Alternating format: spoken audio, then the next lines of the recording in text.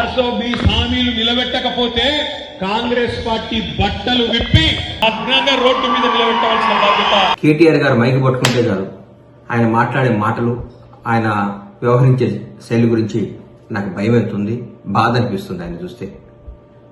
ఎట్లా త్వరలో ఒక 2 ఏళ్లలో ప్రభుత్వాన్ని వడగొడతా అంటాడు, త్వరలో ముఖ్యమంత్రి అవుతా కేసీఆర్ గారు అంటాడు.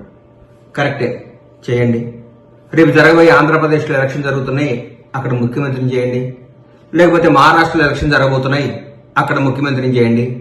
లేకపోతే ఎక్కడో పక్కన ఏ రాష్ట్రాల్లో, కేరళలో భారతీయ రాష్ట్ర సమితి కదా మీ పార్టీ అధ్యక్షులు కేసీఆర్ గారు, భారతదేశంలో ఏ రాష్ట్రం నుంచి అయినా ముఖ్యమంత్రి అవడానికి అర్హత ఉంది. ఆయన కావాలి, మీరు పోరాడాలి. మీరు పార్టీ భారతీయ రాష్ట్ర సమితి భారతదేశ వ్యాప్తంగా బలపడాలని కోరుకుంటున్నా. అట్లాగే 4 ఎమ్మెల్యేలు వచ్చి ముఖ్యమంత్రి గారిని కలిస్తే ఉలిక్కిపడి నిద్రపోకుండా ఆగమాగమైపోయి అసలు ఏదో కొంపలు వినిపోయినట్టు, ఎందుకు సార్ అంతా వాళ్ళని మానసికంగా హింసించి ప్రెస్ మీట్లు పెట్టించి మీరు స్క్రిప్ట్ రాసిచ్చి దాన్ని చదవండి అని చెప్పించారు. వాళ్ళు ఒక 2 లక్షల మందికో 2.5 లక్షల మందికో ఓట్లే ఒక ప్రతినిధిగా ఉన్నప్పుడు వాళ్ళ సమస్యలు ముఖ్యమంత్రి గారిని కలిసి చెప్పుకోవద్దా? ముఖ్యమంత్రి గారిని కలవద్దా? ఇది ప్రజాస్వామ్యం కాదా? ఎక్కడ పోతున్నారు సార్ మీరు? ఎందుకు అంత భయపడతారు? అంత బంధించి బర్రెల్ని కట్టేసినట్టు కట్టేపించుకొని మీ చెప్పు చేతుల్లోనే మీ చెప్పు చేతుల్లోనే రాష్ట్ర ప్రజలు ఉండాలని జనాన్ని అందరినీ ఊరికే అది చేస్తాం, ఇది ఇవ్వకుండా ఇది చేస్తాం, తిరగబడతాం, ఎగబడతాం, కోస్తాం, నరికేస్తాం, ఏందేందో మాట్లాడతారు. ఎందుకు సార్ కేటీఆర్ గారు మీరు దయచేసి మాట్లాడకండి సార్ అట్లా. ఇది ప్రజాస్వామ్యం. ఇప్పుడు కాంగ్రెస్ పార్టీ తెలంగాణ రాష్ట్రాన్ని పరిపాలిస్తుంది. గౌరవనీయులు ముఖ్యమంత్రి రేవంత్ రెడ్డి గారు, మా మంత్రివర్గం అందరూ బ్రహ్మాండంగా చేస్తున్నారు.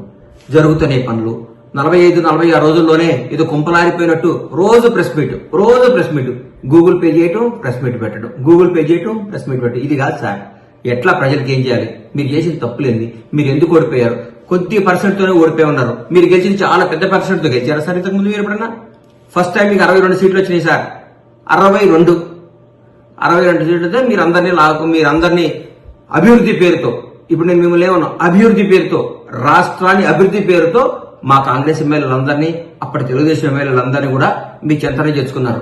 మేమందరూ ప్రతిపక్షాలందరూ అడిగితే ఇది అభివృద్ధి పేరుతో రావాలి, దీన్ని అందరూ ఆమోదించాలి, దీన్ని సమ్మతించాలి అని మీరు మాట్లాడారు.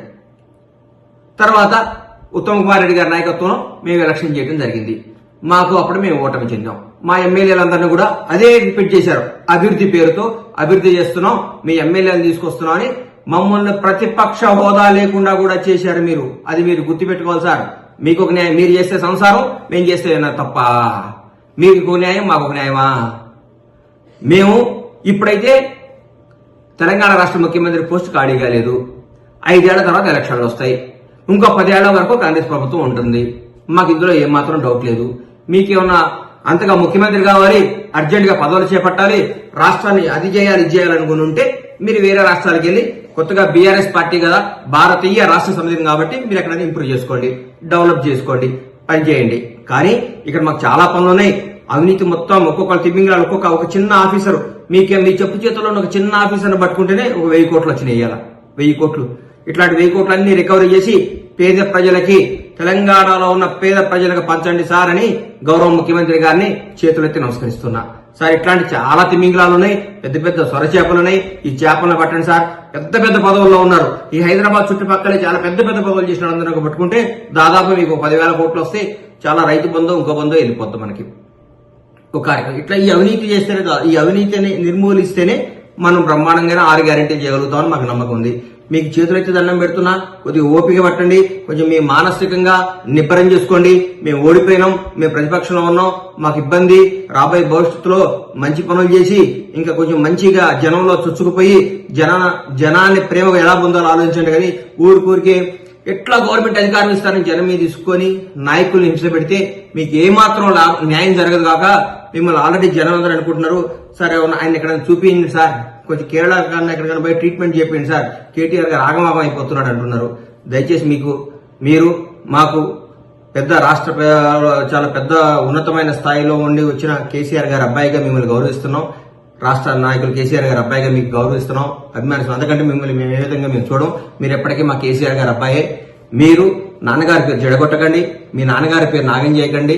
ఆయన తెలంగాణ రావడంలో కూడా కీలక పోషించారని మేము నమ్ముతున్నాం కాబట్టి మీరు దయచేసి కేసీఆర్ గారి పేరు చెడగొట్టొద్దని, బీఆర్ఎస్ పార్టీని అప్రతిష్ట పాలు చేయకుండా ప్రజా సమస్యలపై పోరాడండి, టైం ఇవ్వండి, అన్నీ జరుగుతాయి.